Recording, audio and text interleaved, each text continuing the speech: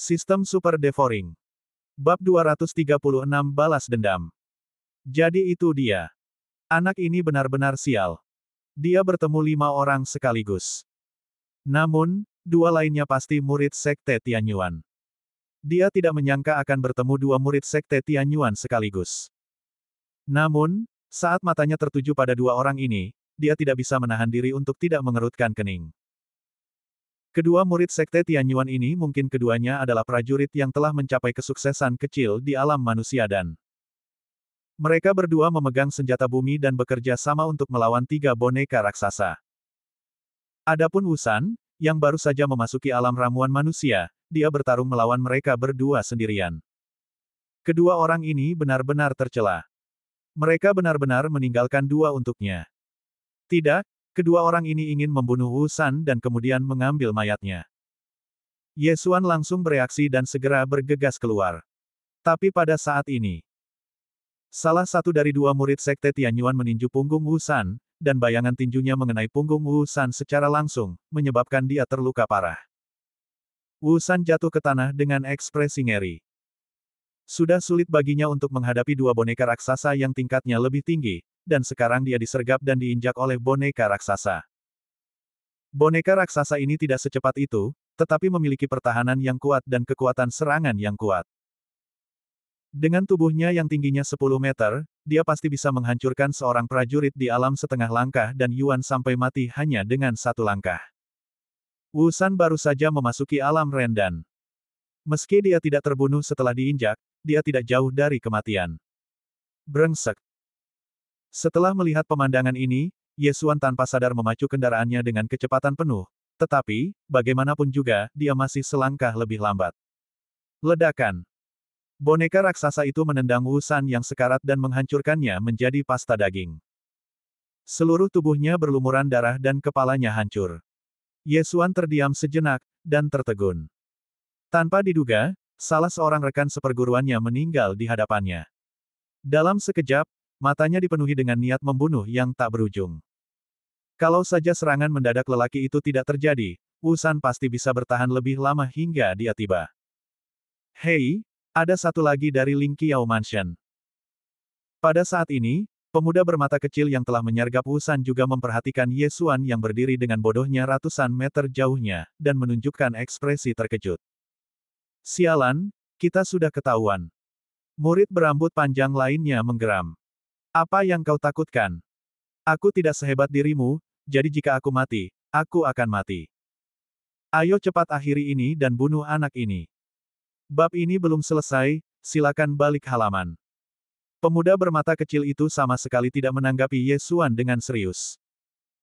Begitu dia selesai berbicara, dia membelah boneka besar itu menjadi 2 bagian dengan 2 pedang. Murid berambut panjang itu juga membunuh 1 orang. Saat ini, hanya ada 3 boneka raksasa yang tersisa di lapangan. Pemuda bermata kecil itu melirik Ye Xuan lagi dan menemukan bahwa Ye Xuan tidak melarikan diri. Dia juga terkejut dan berkata, "Oh, kamu adalah murid Tianzi Mansion. Apakah kamu bodoh?" Sambil berbicara, dia dengan mudah menyingkirkan boneka raksasa lainnya. Ye Xuan tetap diam dan hanya menonton dengan tenang.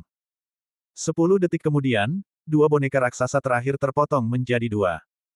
Meskipun kedua murid Sekte Tianyuan tidak menemukan intinya, mereka telah menghancurkan kelima boneka itu.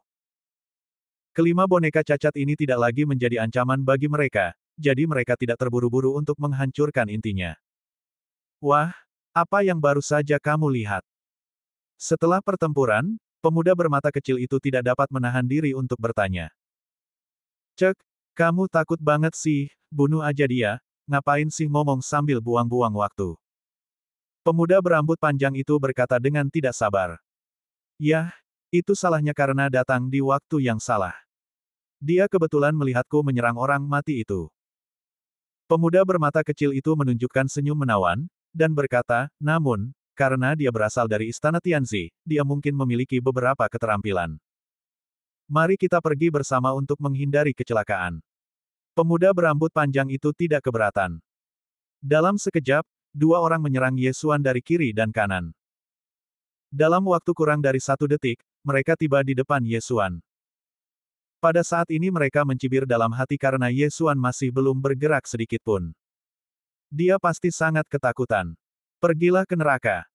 Sekilas niat membunuh terpancar di mata pemuda bermata kecil itu.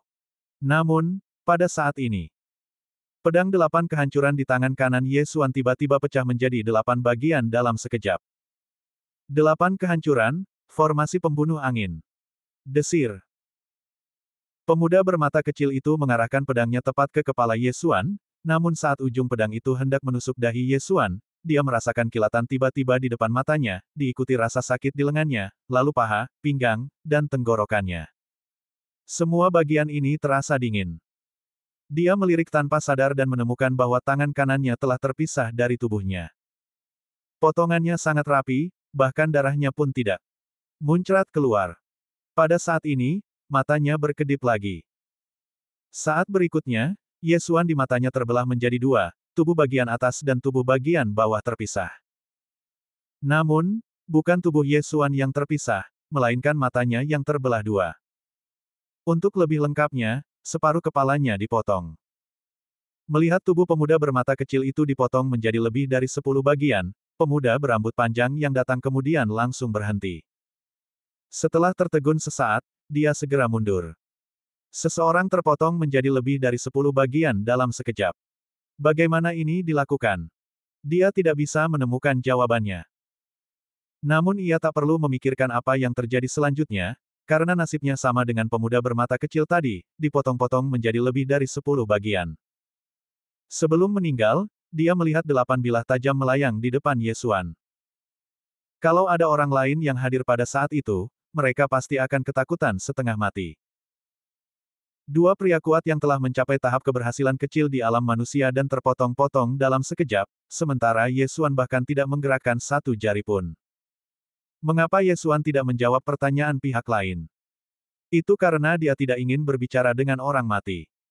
Ada 2 genangan darah dan banyak sekali anggota tubuh yang patah di lantai. Ye Xuan berjalan mendekat dengan tenang, menyimpan cincin Qiankun dan senjata mereka, lalu berjalan menuju 5 boneka raksasa. Setelah dia menghancurkan inti itu satu demi satu, dia melahap kelima mayat boneka itu. Akhirnya, dia berjalan mendekati Wu San yang sudah mati. Adik Wu, aku telah membalaskan dendammu. Beristirahatlah dengan tenang. Ye Xuan bergumam, lalu melemparkan selembar kain putih, membungkus tubuhnya, memasukkannya ke dalam cincin Qiankun, dan menguburnya dengan benar setelah kembali ke rumah Ling Qiao. Awalnya, dia tidak punya perasaan baik terhadap Sekte Tianyuan, dan kini, dia bahkan semakin memusuhinya. Sekte Tianyuan dan Istana Ling Qiao adalah tetangga, namun para pengikut Sekte Tianyuan tega membunuh para pengikut Istana Ling Qiao demi kepentingan pribadi mereka. Ye Xuan sudah membuat rencana. Jika dia melihat murid Sekte Tianyuan lagi, dia akan membunuh mereka tanpa ampun. Namun, dia tidak tahu apakah dia beruntung atau tidak beruntung hari ini. Tepat saat dia hendak memeriksa cincin Qiankun milik 2 murid Sekte Tianyuan, tiba-tiba terdengar suara langkah kaki tergesa-gesa di telinga Ye Xuan. Apakah dia salah satu dari kami, atau murid Sekte Tianyuan? Ye Xuan hanya berdiri diam di sana. Jika dia adalah murid Sekte Tianyuan, dia akan membunuhnya tanpa ragu-ragu. Kalau saja dia adalah murid Ling Qiao Mansion, dia akan mengingatkannya agar dia tidak mendapat masalah. Bab 237 Kontradiksi. Langkah kaki itu terhubung dengan sangat cepat, setidaknya mereka adalah prajurit yang telah mencapai tahap keberhasilan kecil di alam manusia dan seharusnya ada 2 dari mereka. Ketika Ye Xuan melihat sosok itu bergegas keluar dari sudut, kerutan di dahinya tiba-tiba mengendur. Ternyata itu adalah Jiang Liu, yang menduduki peringkat kedua dalam daftar surgawi dan merupakan kakak laki-laki Jiang Yu. Namun, saat dia melihat orang yang mengikuti Jiang Liu, dia langsung membeku lagi. Orang-orang dari Sekte Tianyuan. Adik muda Ye. Jiang Liu juga sedikit terkejut setelah melihat Ye Xuan. Ye Xuan bahkan lebih terkejut.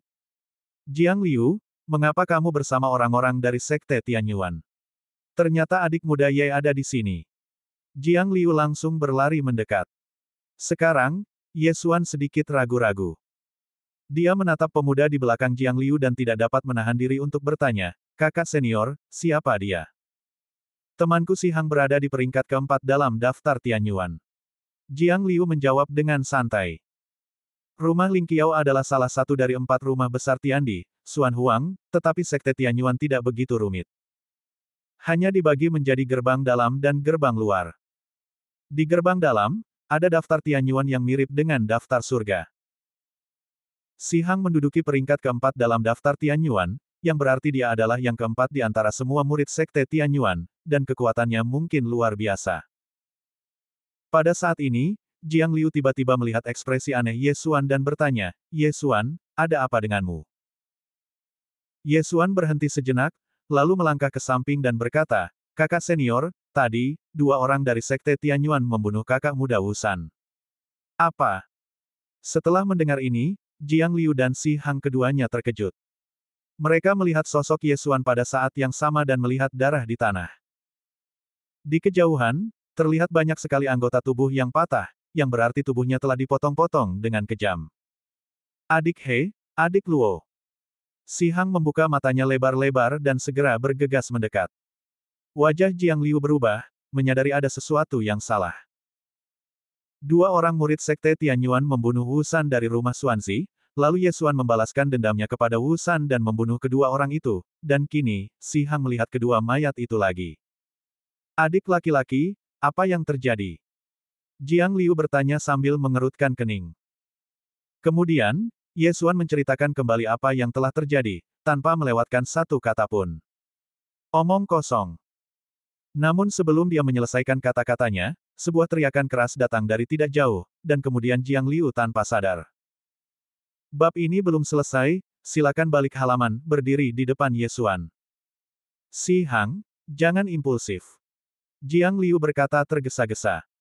Si Hang di depannya juga seorang jenius super yang telah mencapai kesempurnaan agung alam ramuan manusia. Jika dia tiba-tiba menyerang Ye Xuan, kemungkinan besar Ye Xuan akan terbunuh seketika. Si Hang menatap Ye Xuan dengan wajah muram, "Anak ini telah membunuh 2 orang murid sekte Tianyuanku, dia harus membayarnya dengan nyawanya." Mereka berdualah yang melancarkan serangan diam-diam terlebih dahulu. Jiang Liu membalas. Siapa tahu apa yang dikatakan anak ini benar. Mungkin dia membunuh adiknya sendiri dengan tangannya sendiri. Si Hang tidak mempercayainya sama sekali. Lagi pula, dia tidak mengenal Ye Xuan. Namun, Jiang Liu mempercayainya. Siapa Ye Xuan? Apakah seseorang yang bisa dengan mudah mendapatkan jutaan kristal kualitas menengah akan melakukan sesuatu seperti membunuh orang demi harta karun? Apakah kekayaan gabungan kedua pengikut sekte Tianyuan itu bernilai 7 juta kristal tingkat menengah? Ye Xuan bisa mendapatkan 7 juta kristal tingkat menengah dalam 3 hari. Jiang Liu tidak akan pernah percaya bahwa dia akan membunuh pengikut sekte Tianyuan hanya demi uang yang sedikit. Tidak mungkin, Ye Xuan tidak akan pernah melakukan hal seperti itu. Jiang Liu masih memilih untuk mempercayai Ye Xuan. "Jiang Liu, minggirlah. Kalau tidak, jangan salahkan aku karena bersikap kasar." Mata Si Hang berkilat, dia sudah memiliki niat membunuh. Tapi Ye Xuan masih berdiri di sana dengan tenang. Jika Si Hang dan Jiang Liu tidak saling kenal, dia mungkin sudah mengambil tindakan. Kemungkinan besar Si Hang akan menjadi mayat. "Si Hang, jika kau ingin menyentuhnya, kau harus melewatiku terlebih dahulu." Jiang Liu langsung mengeluarkan senjatanya, tampak seolah-olah dia bertekad untuk melindungi Ye Xuan. Si Hang mengerutkan kening dan bertanya, "Apakah kamu yakin? Kamu dan aku belum benar-benar bertarung. Jika kamu benar-benar ingin bertarung, aku, Jiang Liu, akan menemanimu. Aku juga ingin melihat siapa yang lebih kuat, kamu yang berada di urutan keempat dalam daftar Tianyuan, atau aku yang berada di urutan kedua dalam daftar Tianzi." Jiang Liu tidak menyerah sama sekali. Kali ini Si Hang ragu-ragu. Tentu saja dia mengenali kedua mayat itu. Mereka berdua adalah orang jenius yang telah mencapai tahap kesuksesan kecil di alam manusia dan dia pergi memeriksa tadi dan mendapati kedua pria itu mati hampir dalam sekejap, yang berarti Ye Xuan memiliki kemampuan untuk membunuh seseorang di tahap kesuksesan kecil alam mandan dalam sekejap. Tetapi ketika dia melewati Ye Xuan tadi, dia merasa bahwa Ye Xuan baru saja memasuki alam pil manusia. Oleh karena itu, dia menduga bahwa Ye Xuan pasti telah mencapai pencapaian besar di alam manusia dan, atau seorang jenius super yang mampu. Bab ini belum selesai, silakan balik halaman, membunuh para jenius yang levelnya berada di atas dia. Jika situasinya 1 lawan 1, dia tidak akan takut pada Ye Xuan. Namun sekarang ada satu aliran sungai lagi. Jika Ye Xuan tiba-tiba menyerangnya saat pertarungan antara dia dan Jiang Liu, tamatlah riwayatnya. Baiklah, sangat bagus, masalah ini tidak akan dibiarkan begitu saja. Nak, sebaiknya kau ikut Jiang Liu. Kalau tidak, jika kau bertemu denganku, kau akan mati mengenaskan. Setelah mengucapkan kata-kata kasar ini, Si Hang bergegas pergi. Melihat punggungnya yang menjauh, Jiang Liu menghela napas lega. Bagaimanapun, Si Hang adalah temannya, tetapi mereka mengalami konflik karena masalah ini. Namun, Ye Xuan adalah orang paling berbakat di Lingqiao Mansion sekarang, dan dia juga anggota aliansi Sensu, jadi tentu saja dia tidak bisa berdiam diri saja. Ye Xuan, apakah kamu sudah menyimpan jasad saudara junior Wusan? Jiang Liu berbalik dan bertanya. Ya. Ye Xuan mengangguk. Dia telah memasukkan tubuh Wusan ke dalam Qiankun Ring. Adapun cincin Qiankun, dia tidak memilikinya. Sayangnya, aku tidak menyangka hal seperti itu akan terjadi. Si Hang pasti tidak akan membiarkannya begitu saja. Mungkin itu akan menyebabkan perang antara kedua sekte kita. Jiang Liu berkata, lalu menoleh dan berkata, selanjutnya, kamu ikut denganku. Tidak perlu, kakak senior. Aku bisa melindungi diriku sendiri. Ye Xuan menggelengkan kepalanya. Sebenarnya dia masih menunggu kedatangan Si Hang. Meskipun dia belum pernah bertarung dengan seseorang yang telah mencapai alam manusia dan, dia setidaknya 80% yakin bahwa dia dapat membunuh Si Hang. Itu tidak akan berhasil. Bagaimana kalau kamu bertemu dengannya? Jiang Liu berkata tergesa-gesa. Tidak, nasibku tidak seburuk itu. Ngomong-ngomong, kakak senior, apakah kamu dan dia berteman baik? Ye Xuan bertanya. Jiang Liu tertegun dan menggelengkan kepalanya, bukan begitu. Aku baru saja bertemu dengannya saat aku pergi ke Zhongzhou untuk berlatih sebelumnya, dan kami pernah bertarung bersama sebelumnya. Jadi begitu. Ye Xuan mengangguk sedikit. Tampaknya Si Hang masih bisa dibunuh.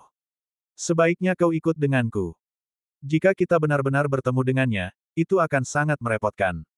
Jiang Liu terus membujuk. Namun, Ye Xuan tetap menolak dan berkata, tidak perlu, kakak senior. Dengan fisikku dan seni bela diri tingkat atas, dia tidak akan bisa mengejarku bahkan jika aku bertemu dengannya. Setelah kata-kata ini diucapkan, Jiang Liu benar-benar tercengang. Ye Xuan benar-benar memiliki keterampilan seni bela diri tingkat atas. Tetapi yang tidak dia ketahui adalah bahwa Ye Xuan hanya berbicara dengan santai. Bab 238, Bunuh Tanpa Ampun. Kalau begitu, sebaiknya kamu berhati-hati. Jiang Liu tidak bertanya lagi. Ya. Setelah Ye Xuan mengangguk, dia berbalik dan pergi ke arah lain. Setelah dia pergi, Jiang Liu tinggal di sana sebentar, takut kalau Si Hang tiba-tiba kembali dan menyusul Ye Xuan. Lebih dari 10 menit kemudian, dia pergi, tetapi dia tidak mengejar Si Hang, melainkan pergi ke arah lain. Namun, setelah dia pergi, Ye Xuan tiba-tiba muncul lagi dan tersenyum aneh ke arah tempat Si Hang pergi. Kau hanyalah seorang guru besar alam manusia dan, namun kau berani bersikap sombong di hadapanku. Mungkin kau adalah orang yang sama seperti mereka berdua.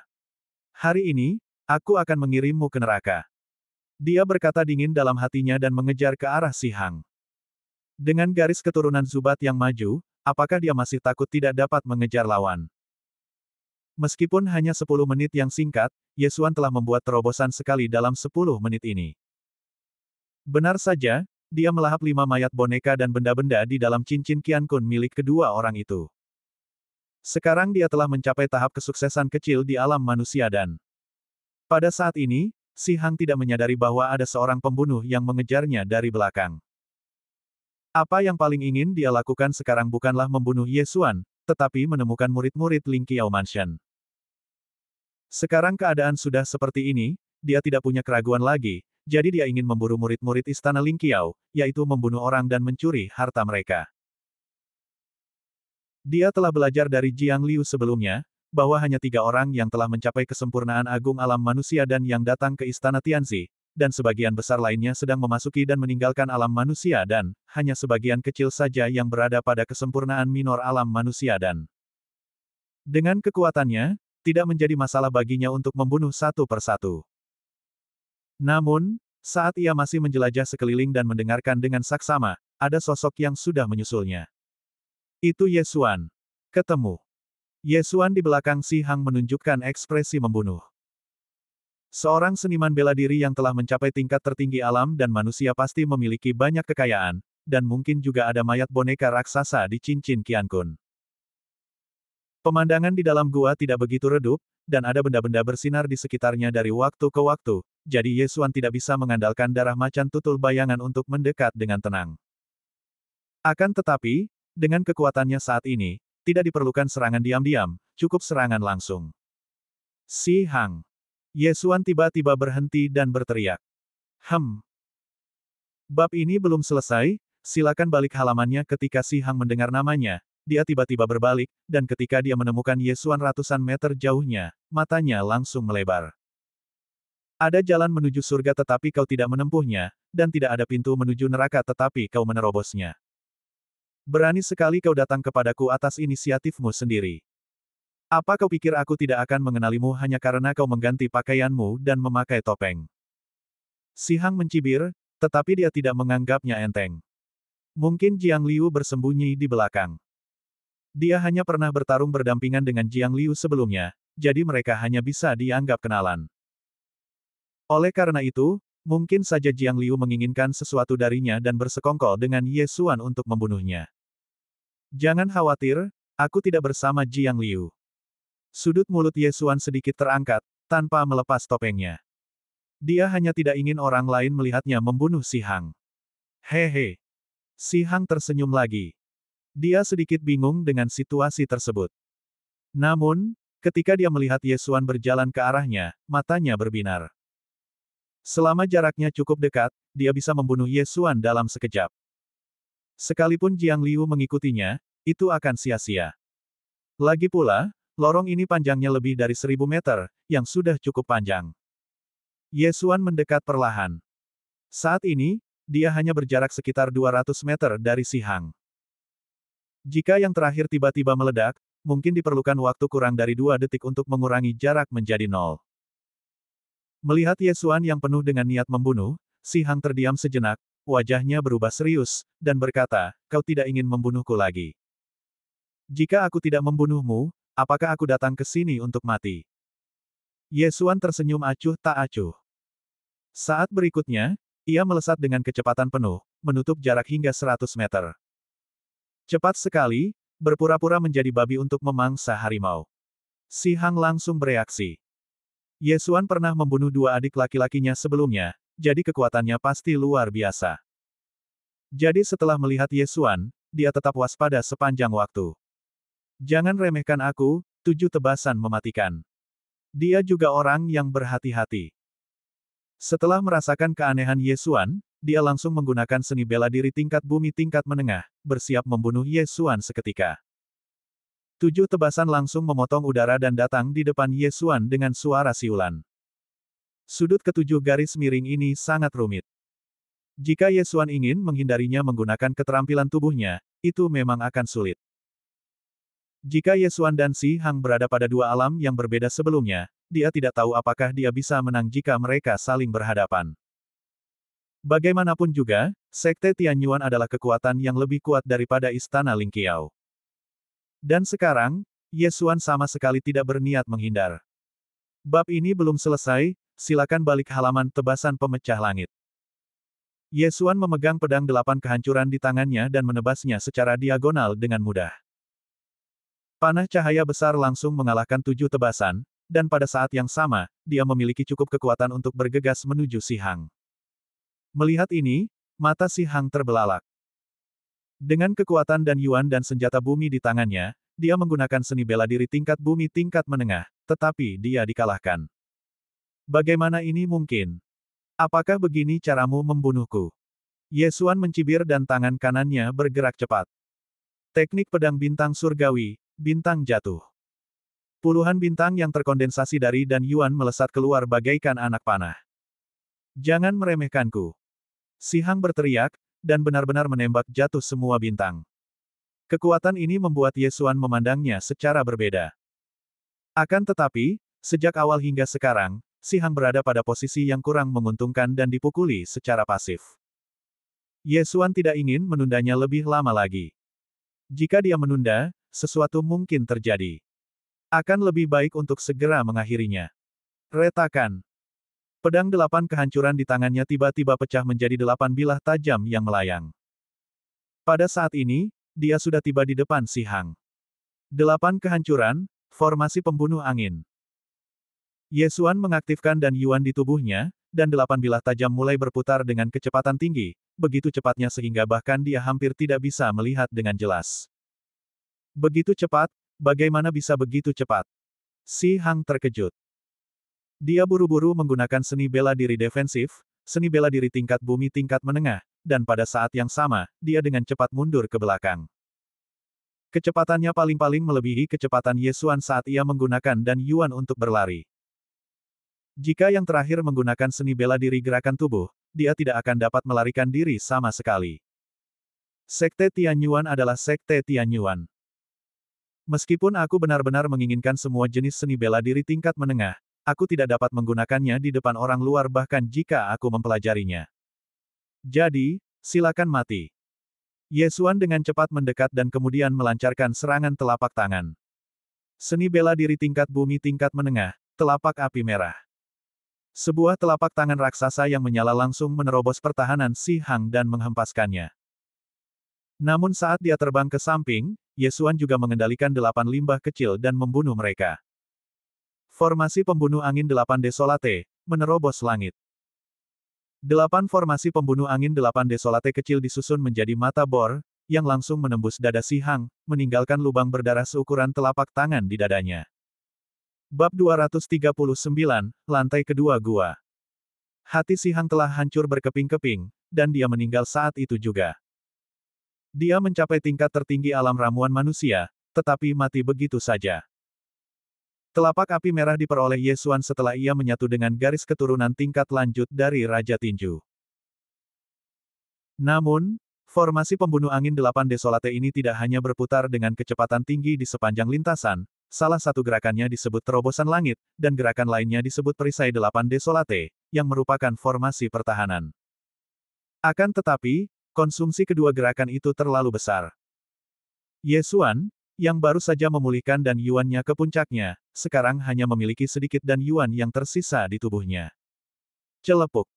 Tubuh si Hang jatuh terlentang ke tanah. Ekspresinya sangat terkejut. Ye Xuan tiba-tiba membunuhnya saat dia terkejut. Peringkat keempat dalam daftar Tianyuan, itu saja. Ye Xuan mendengus dingin di dalam hatinya, tetapi dia juga mengerti bahwa satu-satunya alasan dia mampu membunuh si Hang begitu cepat adalah karena pedang 8 Desolate. Jika dia tidak memiliki pedang 8 Desolate, dia mungkin harus bertarung keras dan kemudian menggunakan keunggulan fisiknya untuk membunuh si Hang. Dia berjalan mendekat dan mengambil cincin Qiankun milik si Hang, lalu mayatnya.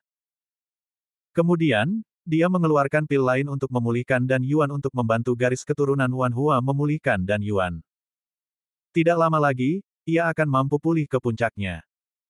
Coba saya lihat berapa banyak kekayaan yang kamu miliki karena kamu berada di peringkat keempat dalam daftar Tianyuan. Ye Xuan membenamkan pikirannya pada cincin Qiankun milik si Hang dan melihatnya. 3 mayat boneka raksasa, puluhan mayat boneka kecil, 5 artefak bumi, hei, bahkan ada artefak bumi kelas menengah. Dia bahkan tidak menggunakannya. Ye Xuan tidak bisa menahan tawa. 3 mayat itu bernilai hampir 30 miliar poin melahap, 5 artefak bumi bernilai 10 miliar, artefak bumi tingkat menengah bernilai setidaknya 30 miliar, ditambah bahan-bahan lain-lain, setidaknya ada ratusan miliar. Baru saja, setelah Ye Xuan menelan puing-puing itu, titik telannya melampaui 200 miliar, dan dia juga menerobos ke tingkat keberhasilan kecil di alam pil manusia. Dan barang-barang di si Hang Qiankun Ring sudah lebih dari cukup. Pada saat itu, ia melahap semua barang yang tidak berguna dan hanya menyimpan senjata, bahan tempa, dan beberapa ramuan, yang mungkin berguna di masa mendatang. 300 miliar titik melahap. Bukankah angka nol ini terlalu banyak?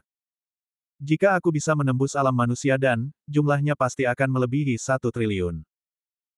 Yesuan memikirkannya dalam benaknya, dan tiba-tiba melirik kolom garis keturunan, dan merasa ngeri. Angka nol yang tak terhitung jumlahnya dari sebelumnya menghilang. Bab ini belum selesai, silakan balik halaman, dan digantikan oleh sesuatu yang disebut devouring crystal. Jadi begitulah adanya. 1 triliun titik pelahap adalah kristal pelahap. Itu mudah. Aku tidak perlu mencocokkan begitu banyak angka nol di masa mendatang. Yesuan tersenyum acuh tak acuh. Sekarang dia punya 300 miliar poin melahap yang cukup untuk membeli hampir segalanya pada level saat ini. Tepat pada saat ini. Ledakan. Tiba-tiba terdengar suara gemuruh keras di lorong itu. Yesuan tercengang. Ia menemukan bahwa itu bukanlah suara boneka raksasa yang sedang berjalan dan bertarung. Kedengarannya seperti roda gigi besar yang berputar. Pada saat itu, sebuah ide muncul di benak Yesuan, apakah ada mekanisme di gua ini? Begitu pikiran itu terlintas di benaknya, dia melihat mural di sekelilingnya tiba-tiba hancur, lalu sebuah lorong baru terbuka. Turun. Yesuan mengerutkan kening. Dia memperkirakan tingginya. Ketinggian istana itu kira-kira sama dengan tinggi tebing, jadi dia menduga tidak ada lantai kedua. Tetapi saya tidak menyangka kalau tingkat kedua ada di bawah gua. Huo yang ini bukan hanya ahli dalam memurnikan senjata, tetapi juga ahli dalam mekanisme. Gumam Yesuan dalam hatinya, lalu dia masuk. Lantai pertama pasti hanya berisi beberapa barang kecil, dan barang-barang bagus pasti ada di lantai kedua. Lorong menuju lantai 2 di bawah sangat gelap. Yesuan menukar beberapa boneka kunang-kunang kecil untuk menerangi bagian depan sehingga dia tidak takut dengan serangan mendadak. Lorong menuju lantai 2 sangat panjang dan berliku-liku. Yesuan membutuhkan waktu lebih dari 10 menit berjalan sebelum dia melihat cahaya. Akhirnya aku keluar. Yesuan berjalan melewati pintu dan tiba di tempat yang sangat terbuka. Lantainya masih terbuat dari emas dan giok, dan dinding sekelilingnya bertatahkan permata yang tak terhitung jumlahnya, menerangi sekelilingnya. Ketika dia masuk, dia mendapati orang-orang keluar dari pintu masuk lain, beberapa dari Sekte Tianyuan dan beberapa dari rumah Ling Qiao. Kamu Suan. Tiba-tiba sebuah teriakan terdengar di telinga Yesuan. Dia berbalik dan mendapati Jiang Yu berlari ke arahnya. Kakak senior. Yesuan berteriak tergesa-gesa, dan pada saat yang sama melirik dan melihat banyak murid dari Ling Qiao Mansion berlari ke arah mereka. Apa yang terjadi? Kenapa semua orang berkumpul? Jiang Yu bertanya dengan ngeri setelah berlari mendekat. Bab ini belum selesai, silakan balik halaman, aku juga tidak begitu jelas. Yesuan menggelengkan kepalanya.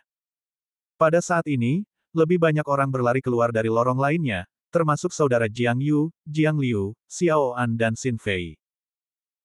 Tak lama kemudian, murid-murid Ling Qiao Mansion berkumpul bersama, dan hal yang sama terjadi pada Sekte Tianyuan di sisi lain. Namun, jumlah mereka jelas lebih besar daripada jumlah orang di Ling Qiao Mansion, dan ada hampir 30 orang yang berkumpul saat ini. 15 orang. Aku ingat 4 orang datang dari masing-masing 4 prefektur istana Ling Qiao. Siapa lagi? Jiang Yu bertanya dengan heran. Ini Wu San. Adik Wu San tidak ada di sini. Kata seorang murid dari rumah Xuanzi. Ketika nama ini disebutkan, Jiang Liu melirik Yesuan dan berkata, saudara muda Wu San sudah meninggal, dan kita semua ada di sini. Apa? Mati? Kakak, apa yang terjadi? Jiang Yu bertanya dengan kaget. Dia tidak terkejut bahwa Wu San telah mati, tetapi karena Jiang Liu tahu bahwa Wu San telah mati. Kita bicarakan ini nanti saja. Jiang Liu menggelengkan kepalanya tak berdaya. Ledakan. Ledakan. Saat Jiang Liu selesai berbicara, suara gemuruh tiba-tiba terdengar. Semua orang berbalik dan mendapati pintu yang mereka masuki tertutup. Jiang Yu terkejut dan buru-buru menebas, namun tebasan ini tidak berpengaruh pada gerbang. Dan Yuan langsung hancur setelah menghantam gerbang. Pintu yang kokoh sekali. Jiang Yu sedikit terkejut. Yesuan mengerutkan kening, melihatnya dan berkata, bahan pintu ini sangat tidak biasa, dan juga dilindungi oleh formasi pertahanan. Tidak hanya itu, dinding batu di sekitarnya juga sama. Apa?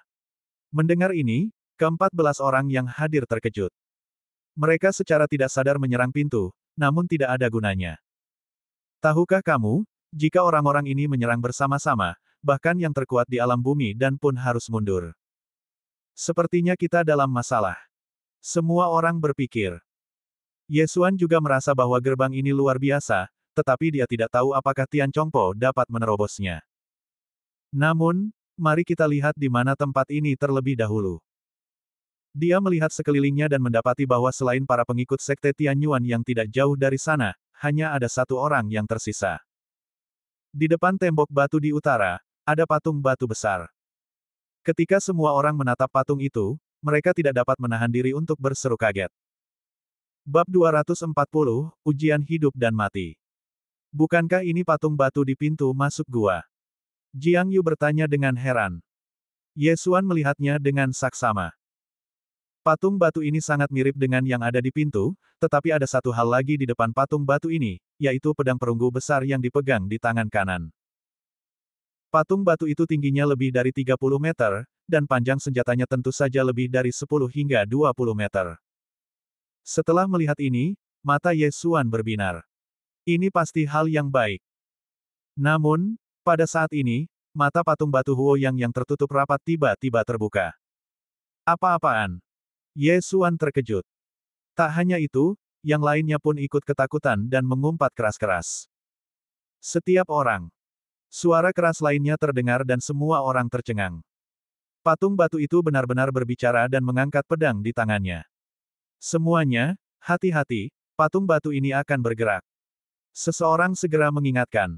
Yesuan memutar matanya. Perlukah saya diingatkan tentang hal ini? Semuanya, aku adalah Huoyang, pemilik gua ini. Jangan kaget. Saat kalian mendengar ini, aku seharusnya sudah mati. Ini hanyalah batu perekam suara yang sudah aku persiapkan sebelumnya. Mendengar ini, semua orang saling memandang. Mereka semua memiliki firasat buruk dalam hati mereka. Selanjutnya, saya punya ujian di sini. Siapapun yang lulus akan mendapat kesempatan besar. Sekarang, gerbang yang kau masuki pasti sudah ditutup. Aku telah menyiapkan formasi pertahanan di gerbang dan dinding batu ini. Bahkan orang kuat di alam Tiandan mungkin butuh waktu untuk menerobos. Aku, Huoyang, adalah seorang pemurni senjata dan juga ahli pengendali formasi. Jika kau belum mencapai alam Tiandan, kau harus menyerah untuk menerobos gerbang. Tanpa basa-basi lagi, ada patung batu diriku di sini. Yang harus kau lakukan adalah menghancurkannya. Selama kau menghancurkan patung itu, kau bisa mendapatkan lapis lazuli di dalam patung itu. Itu benar, itu lapis lazuli, bahan penting untuk menempa senjata surgawi.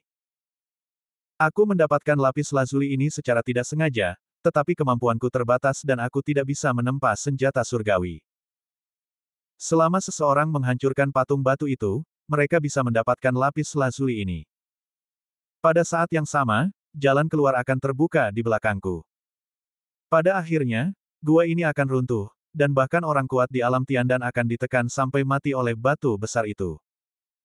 Dalam 1 menit, patung batu itu akan mulai bergerak, dan akan mengejar orang terdekat. Patung batu milikku ini. Sama dengan gerbang, bab ini belum selesai, silakan balik halaman. Kecuali jika Anda adalah orang kuat di alam Tiandan, mustahil untuk menghancurkannya. Pada saat yang sama, patung itu memiliki kekuatan yang sebanding dengan orang kuat yang baru saja memasuki alam Didan. Namun, ketika saya menyempurnakan patung batu ini, saya meninggalkan 6 cacat. Selama Anda menemukannya secara berurutan, Anda dapat menghancurkannya. Ingat, ikuti urutannya. Patung batu ini akan berhenti selama 10 menit setelah bergerak selama 10 menit. Jika Anda ingin menghancurkan patung batu ini, Anda harus melakukannya saat patung batu tersebut bergerak. Saat patung batu tersebut diam, tidak ada cacat. Sekarang, mulai hitung mundur. Ketika suara-suara ini masuk ke telinga setiap orang, mereka membuat telinga mereka mendidih. Lapis lazuli, itu benar-benar lazuli. Ini adalah bahan penting untuk membuat senjata surgawi. Potongan lapis lazuli ini mungkin bernilai kekayaan seluruh gua. Jika itu tercapai, tidak akan ada lagi kekhawatiran mengenai sumber daya untuk kultivasi di masa mendatang, dan mencapai alam pil surgawi akan segera terjadi. Alam Tiandan. Ini adalah wilayah yang patut diirikan. Lagi pula, di antara sekte-sekte yang dominan di 4 wilayah utama di Tenggara, Barat Laut, Timur Laut, dan Barat Daya, tampaknya tidak ada seorang pun di alam Tiandan. Hal ini hanya terdengar di Zhongsu. Apa yang harus kita lakukan? Waktu tersisa hanya 1 menit. Orang-orang di rumah Ling Qiao panik.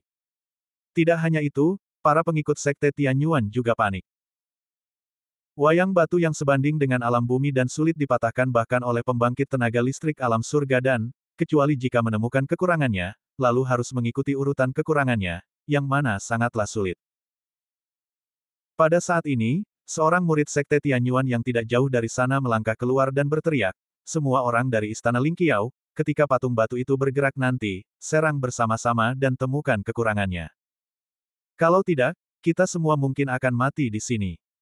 Omong kosong, apakah kamu perlu mengatakan ini? Seorang murid Ling Qiao Mansion berkata dengan tidak puas. Apa katamu? Seseorang dari sekte Tianyuan juga segera keluar. Dengan musuh yang kuat di depan pintu, semua orang berada dalam suasana hati yang sangat berat. Kalau mereka tidak hati-hati, mereka bisa mati di sini, jadi mereka melampiaskan amarahnya secara langsung. Berhentilah berdebat.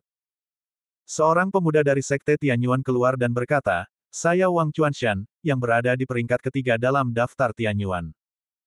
Saya telah menerobos ke alam dan bumi beberapa waktu lalu. Setelah patung batu itu mulai bekerja nanti, saya dapat menahannya.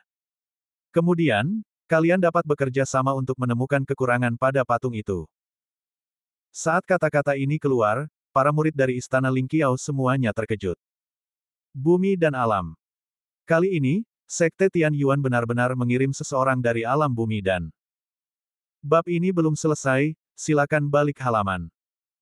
Namun untunglah ada seseorang di alam bumi dan, kalau tidak siapakah yang berani menarik perhatian patung batu itu. Baiklah, kalau begitu aku akan merepotkanmu. Jiang Liu juga langsung berteriak. Pada saat ini, separuh waktu telah berlalu, dan mereka menggunakan waktu yang tersisa untuk mengambil posisi. Adapun Wang Chuanshan, dia berlari ke depan patung batu. Huo yang baru saja mengatakan bahwa patung batu itu akan mengejar dan membunuh orang yang paling dekat dengannya, jadi setelah patung batu itu mulai bergerak, kebencian Wang Chuanshan pasti paling tinggi. Hitungan mundurnya hanya 1 menit, dan puluhan orang yang hadir tidak punya waktu untuk membahas tindakan pencegahan dengan hati-hati, jadi mereka tidak punya pilihan selain melakukan ini. 5 detik tersisa. Teriak seorang murid yang pandai berhitung mental. 5, 4, 3, 2, 1. Ledakan. Seperti yang diduga, begitu kata-katanya terucap, patung batu itu pun meraung, lalu mulai mengambil langkah besar. Setiap anak tangga panjangnya 10 meter. Boneka batu telah diaktifkan, semuanya serang. Wang Chuanshan berteriak dan mulai menyerang secara langsung. Kekurangan. Karena ada cacat, mereka masih mempunyai kesempatan bertahan hidup. Pada saat ini, Yesuan telah mengeluarkan busur senjata darat. Dia juga terjebak di sini, jadi dia harus mengambil tindakan. Seseorang pasti telah memicu mekanisme itu. Sang guru pasti tidak menyadarinya saat menjelajahi gua ini. Kali ini aku dalam masalah. Yesuan merasa tidak berdaya, lalu menarik busurnya dan menembak. Namun, anak panah pertamanya meleset. Bukan karena dia tidak membidik, tetapi karena boneka batu Huo yang ini sangat cepat. Apa? Wang Chuanshan juga terkejut dan segera berbalik dan lari. Alam bumi dan, itu sebenarnya adalah alam bumi dan. Untungnya, ia memiliki keterampilan bela diri tingkat bumi tingkat menengah dan mampu langsung menjauhkan diri dari lawan. Dia juga tidak melupakan aturan yang pernah disebutkan Huo yang sebelumnya, yaitu mengejar orang yang paling dekat dengannya, jadi dia tidak berani berlari terlalu cepat dan hanya bisa mempertahankan kecepatan tertentu. Desir. Ledakan. Dalam sekejap, ratusan serangan menghujani boneka batu itu, namun serangan-serangan itu tidak memberikan efek apapun kepada boneka batu itu.